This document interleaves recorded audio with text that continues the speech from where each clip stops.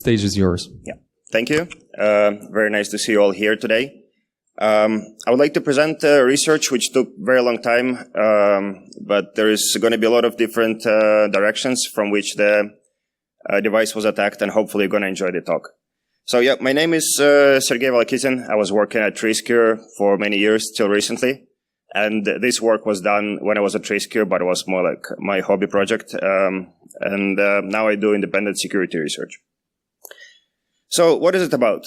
There is a smart speaker released by a Russian company. It's Yandex. It is a very big company, but they are mostly focusing on the Russian-speaking market. So in Europe, you probably wouldn't see such a device. But there is over 3 million devices sold. That's one of the reasons I wanted to look at it. I heard from some of my friends that they have it, and then I thought it would be fun to take a look.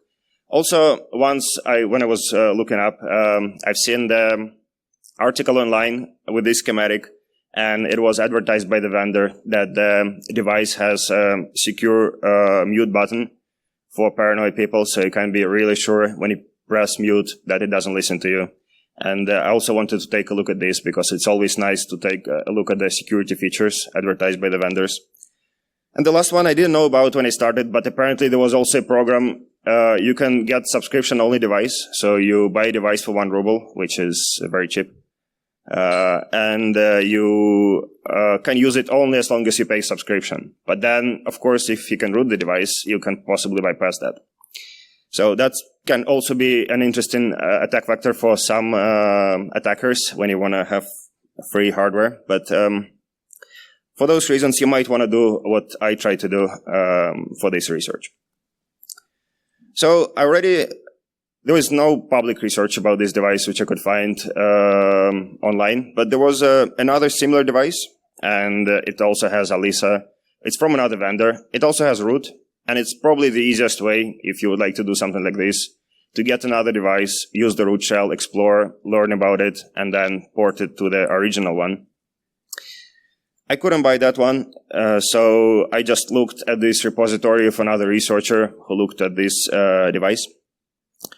And you can already see he listed there the mount points, and all of them are writable. This device has secure boot, so that was a bit strange to see overall that you can just the system would allow to write to it. But it doesn't mean it's not going to have secure boot, but it's already a bit suspicious. And I was wondering if it's configured very securely or not, what kind of countermeasures it's going to have. So that was the motivation to look into it. So I had a device. I had 2 of them. One of them died during research, but the second one is here, and maybe we'll see them today. So it has M-Logic chip inside. It's special SoC. It's specialized for smart speakers because it has support for 6 mics, so you can really listen well to whatever happens in the room. It has NAND memory, 256 megabyte, and I looked into OTA updates, but they were encrypted, so it doesn't give me any info. I really have to do the teardown and try to find a way into the system. So how to do it? Quite simple. You can follow these steps of what I did. Desolder the NAND flash, dump the memory, almost break one of the pins, but don't really break it, and put it back in place. It is 48 pins, so it's a bit annoying to do it, but quite possible. And then I started reversing a little bit. It had a 12.5 megabyte C++ binary, the main one, which does everything. Statically reversing it is quite annoying, so I spent a bit of time, but then I didn't want to do the whole reversing effort there. So I wanted to get the access. I had the hardware. I already dumped the memory, so I wanted to get the access to the device to get the shell on the device first. So I continued to explore. There is UART, as always. On the bottom lid, if you remove it, there's 8 pins exposed. One of them transmits, and you can see there is a serial log printed. It doesn't accept any commands, whatever type, it ignores it. But if you boot into recovery, it prompts RH. It doesn't say anything else. And you can type 32 characters, and then it will reboot.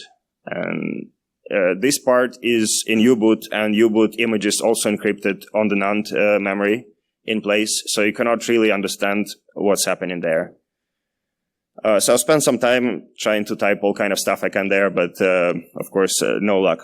And at this moment, one of my colleagues was about to start at Risker. It was his first month. Tom started, and he wanted to do some fault injection. And I told him, I have a device. If you want to try, you can try to glitch it. So he was doing electromagnetic fault injection for a few weeks at least. Unfortunately, it wasn't successful, like randomly glitching some prompt and hoping to get shell. Would be nice to get it, but yeah, it's a bit more steps skipped there, so not always going to be successful. But it revealed some nice things. So one of them is there are SHA constants. So U-boot, when crashes, often prints some crash log and shows you the registers.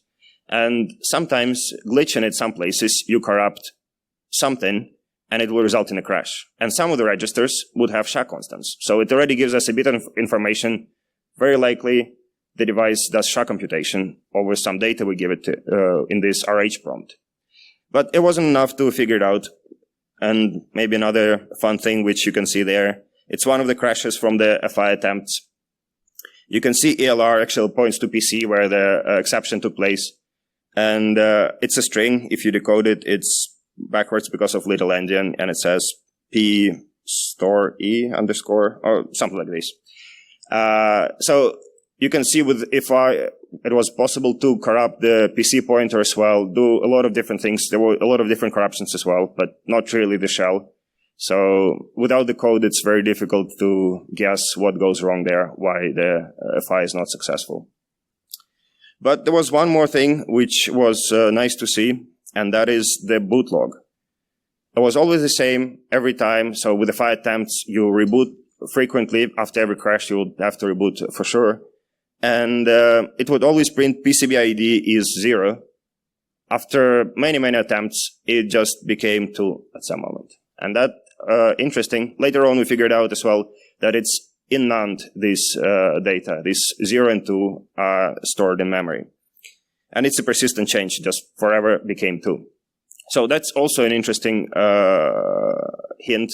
Now we are pretty sure that some of the data, at least in memory, is not authenticated. We know there is secure boot, but not all of the data and code necessarily checked before use.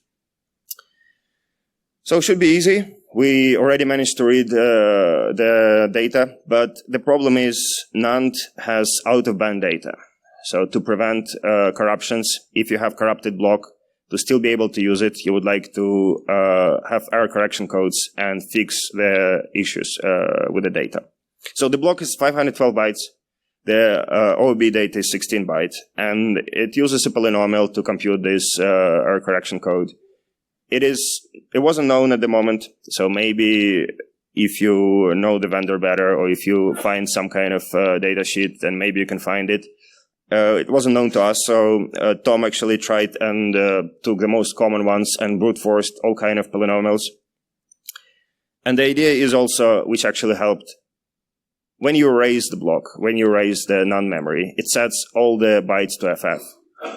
And then you would expect that OOB data will not match, because then your OOB data is also FFs now. So they use the polynomial, compute the OOB data, and they mask it with the value in such a way that if your block is all Fs, then OOB data, the correct one, also Fs. And that trick just gave it, so then we could compute the OOB data and recompute it again, and be able to modify data in place. So, and also we learned that the Linux system files are not authenticated in a second. But how to do it? Obviously, you don't want to desolder it every time. I've done it once or twice, but then it's 48 pins, and it's super annoying. So I ordered this from eBay. It's €2 socket. It's plastic. It has the same footprint, fits perfectly in place on the PCB. You just solder it once, these 48 pins, and then I also ordered 5 NAND memories. They each cost like 20 cents. And I could program, like clone the original memory into other memories. And I could modify them differently, swap them around, and do like all kind of research I want to do without the need of to do all the modifications. So that was actually sped up it quite a bit and made this research possible. So So with this in place, we can easily modify the NAND memory. We know how to recompute the ORB data, so the chip will not think it's corrupted and will try to use it. There is UFS partition file system, and this is one of the files, one of the script files. And you can see here, it checks during boot on init, it will call the script, and it will check is the environment for debug. And of course, it's not its production device. But now we can change it. And so instead of checking for 1, we check for 0. If debug is 0, then enable debug shell. And that gives us the root shell. So that was already very nice. Of course, it's not everything. We would like to look around now. We're probably the only few people who have seen root shell on this device, apart from developers, because it's not public, not given to users. So we can try to find something interesting now in the system.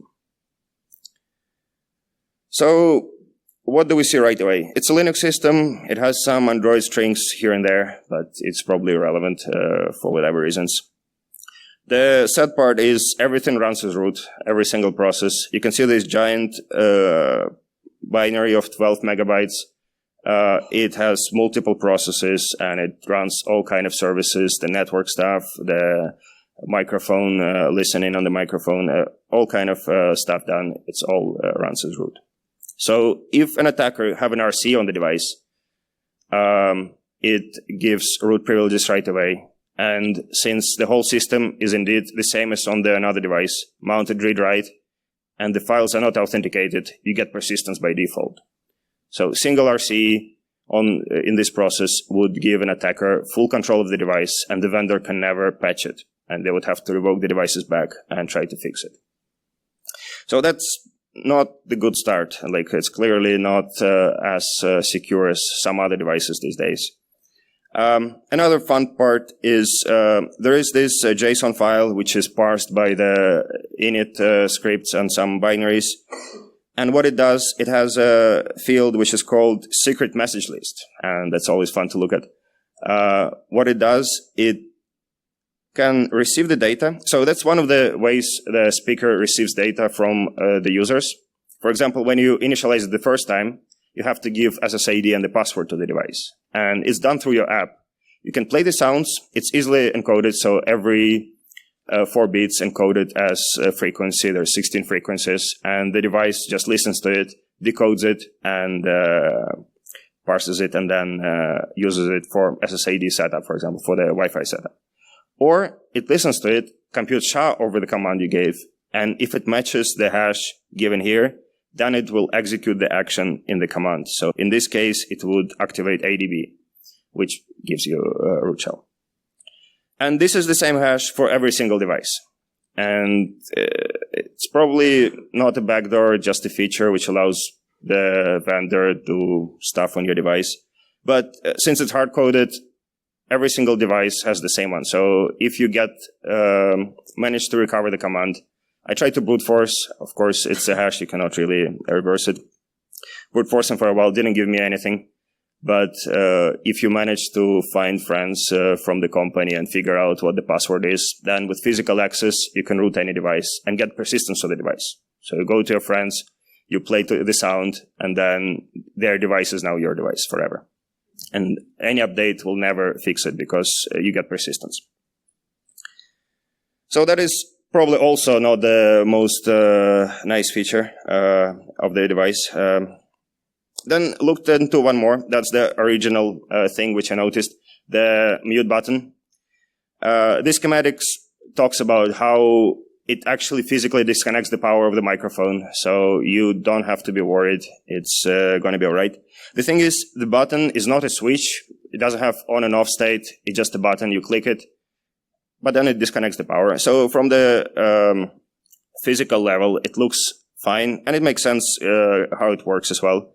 You push the button, LED goes red. It knows it doesn't listen to you. You can speak to it. It's not going to respond, and everything is good. The only thing is, this LED is the main RGB on the device. You'll see later on when it boots. And it's also an RGB you can control from software. So now an attacker on the device can just set LED to red, and then user will think that the speaker doesn't listen. And there's no trusted UI for user to figure out. So if you're really paranoid, so this feature is probably not for you, and you can never know, is it listening to you or not, because there's no trusted way to see if the mic is off.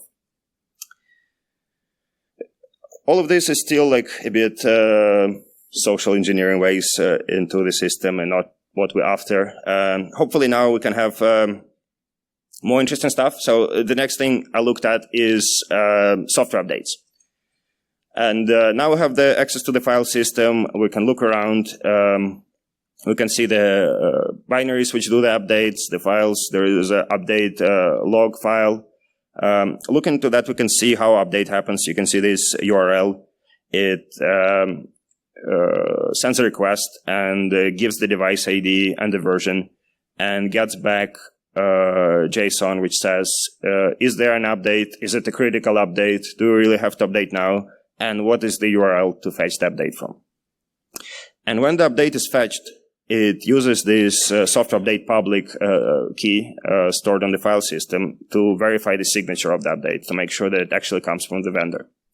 All of this makes sense so far. Should be all right. The only thing is I randomly opened this software update public key, and that's how it looked like. And the moment I looked at it, I was like, does it make any sense? And I decoded it, and it's RSA 512. So all the software updates OTA are signed with RSA 512. And probably all of you know that's not something you should use. But then I thought, how difficult is it going to be? Like, obviously it's broken, but how much time do I need to spend, or how expensive it's going to be for me today to do it? So there is, stuff, it was broken more than 20 years ago. But how easy to do today? Well, of course, if you try to do it yourself, like, I don't know, in Python, divide by all the numbers, you'll never do it for anywhere close. You have to use smart ways. There is tools for that. There is, I use Cairo NFS. It's a C++. It's optimized. It uses advanced algorithms. It's parallelized. And I run it on a machine. Started it. It does all these sieving steps and computations, which I don't have to think about at all. And I just waited. I waited and waited. And that's what I got. That's P&Q of the modulus, and it only took 19 hours on a Threadripper machine. Or if you do it on AWS, it's going to cost you like $7 to recover the private OTA key of the vendor. So, and I verified it, just checked that my private key produces the same public key as the vendor's public key, and they match. So now I can sign any update with any code, and the device could not possibly figure out if it comes from the vendor or not. There is, of course, one step I skip. It uses still HTTPS to fetch it, so it's not directly exploitable without extra steps, but it's definitely not something you want to do as a vendor, to allow anybody who can spend $7 to sign any update for your device. So now we went all the way from the start, trying to glitch the device, through looking into the system, trying to understand how it works, and learning about all these things. And we went all the way back to U-boot. So done the full circle. I looked again. Glitching was not successful, and it still bothered me what exactly is happening there with this RH shell. But now we know how NAND works. We know how to recompute the memory. And looking eventually, this PCB ID, which changed from 0 to 2, tracing it back, we can see it is used by U-boot. You can see here the boot log. It says that U-boot reads environment from NAND, and then it saves it back. So that's where the corruption actually happened. It read the environment, some glitch happened, we changed 0 to 2, just 1 bit flip, and it was saved back in place. And the device kept running, and it was a persistent change. But if we could do it with fault injection, and now we can modify NAND directly, we can just modify environment. And what does U-boot environment have? It has a bunch of commands. They're kind of standard what U-boot does. There's a lot of common commands. There's some proprietary like this. Yandex IO check recovery is something they made, but the rest is kind of standard. And we can put anything there now, so we can modify the U-boot. We still don't have the binary of U-boot, but the commands are quite common, so we can try MD command. It's memory display, and we can put it there. The syntax is not most precise. You can see here it says syntax error, but it doesn't matter. It still prints the memory which we requested. We put the address here, and it shows it to us. This memory is zeros, but from fault injection, some corruptions gave us the crashes which showed the PC address of U-boot, so we know vaguely where U-boot is. So it's quite trivial now to just put MD with an address of U-boot, and that gives us the whole memory. And it was encrypted in NAND, but now we can dump it and actually reverse engineer what it does. So yeah, I went back to this function just to take a look what it does. This is our shell. It prints it. You can see in the beginning. Then it reads exactly 32 characters from UART. Then it adds salt for whatever reason, and it computes a hash of this data and compares to the existing hash hard-coded somewhere in the binary. So this hash, I also tried to brute force, not very successfully. They use something quite random, and it's 32 characters, so not easy to brute force. But we don't have to do any of this. So why did F5 fail? Now we can try to analyze, knowing the binary. So when Tom was doing it, one of the ways was trying to trigger when RH is printed. You can see why it's probably not going to succeed. You glitch it here, and then there is still a lot of things happening. And then the second one was trying to glitch after you send the last character, because that's your, when the last character is sent, you can actually detect it, and then try to glitch it. And there is a huge window here. Like this is going to compute SHA-1 hash of the memory. And that's why we see the constants printed, because we're glitching somewhere here, but in the compute hash function. But what we want to do is glitch at the very end when it does mem compare. Or some other glitches, there's possible combinations. But the window was too big, and we just didn't know what we're doing, and that's why it wasn't really successful. It doesn't really matter now, because we don't have to do fault injection. We have the U-boot commands. We can execute any command. And for example, this is actually this mem compare. You can see here. It checks the length. It's already modified by me. It checks 20 bytes. But you can see here, our original one is 20 bytes in X2, the third parameter. And we can just patch it to modify it to be 0. So now memcompare is going to check for 0 bytes, and it's always going to be a pass. And then we got the RH shell. And we've done the full loop now, and it came back, and we got the shell, and we can do U-boot commands and stuff. So that's what the vendor is supposed to do. So these are pretty much the things which have been done on the device. There is a few more. It was reported to the vendor, and they tried to fix it. It's also the older version of the device. They have multiple versions, and some of them are supposed to have better stuff, but I only looked in this one. There are a few takeaways. So maybe fault injection is not always the easiest way. It was proven here. Not knowing what you do, doing it blindly, sometimes can work, but sometimes can be just really painful. Maybe secure devices, smart devices at home need more security. Browsers and smartphones went the long way to become much more secure. A lot of IoT devices still have pretty much no mitigations. Like when you have all the processes running as root, you don't even have like stack canaries. This binary is not compiled. Like there is pretty much no mitigations there. And that's something which should be addressed to have more secure devices. And don't use RSA 512. That's pretty much clear. So I'll try to do a demo. If everything is good, then we should see that it works. And if it fails, I promise it works.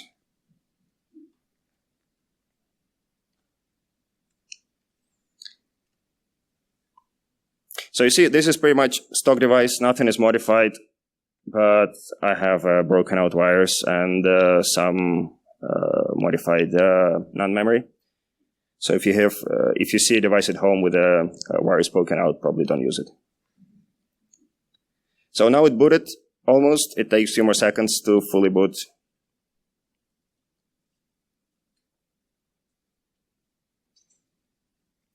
Alisa, are you okay?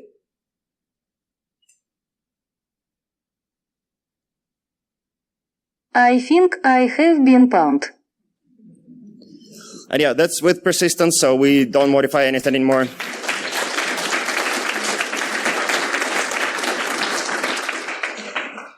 And we have full code execution on the device in the Linux and in U-boot, and we got the recovery stuff.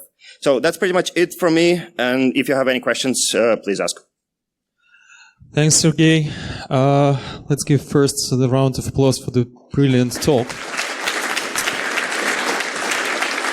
And think about questions. We've got some time for questions. First comes here. Hi, thank you for a wonderful presentation. Just out of curiosity, you said you can get one of those for essentially 1 cent with the subscription model. How much money would someone need to spend after to enable it?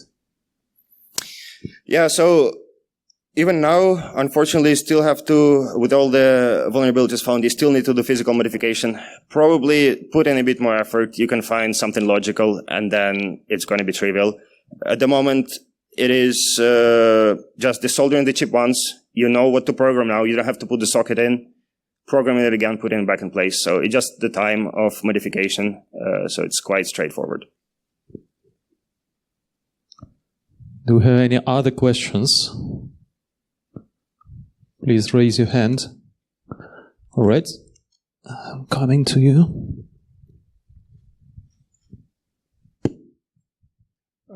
If I remember well, at the beginning of the talk, you mentioned that there was a sequence of frequencies that had to be hit right to enable the debug port.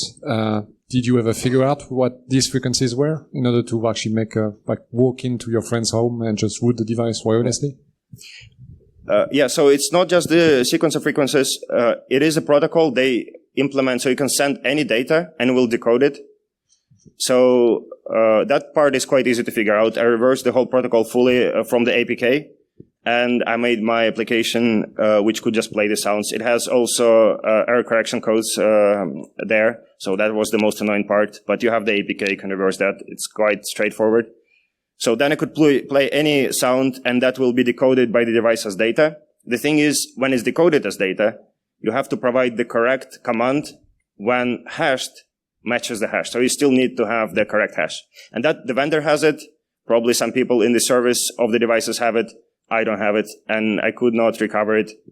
I mentioned it to the vendor. Maybe somebody brute forcing it, of course, pretty much impossible. It's 16 or whatever bytes hashed. But maybe you can modify the device, put an implant in the device with a microphone, send it back to them, say it doesn't work. And if they play the sound to it and you just send it to yourself, it's done. And all the devices are compromised. And yeah, so this is, of course, many steps approach, but then, yeah, you pretty much have access to all of them, and easier than brute forcing the hash, of course. Thank you. Do you have any other questions from the audience? No? All right. Let's give a round of applause to Sergei.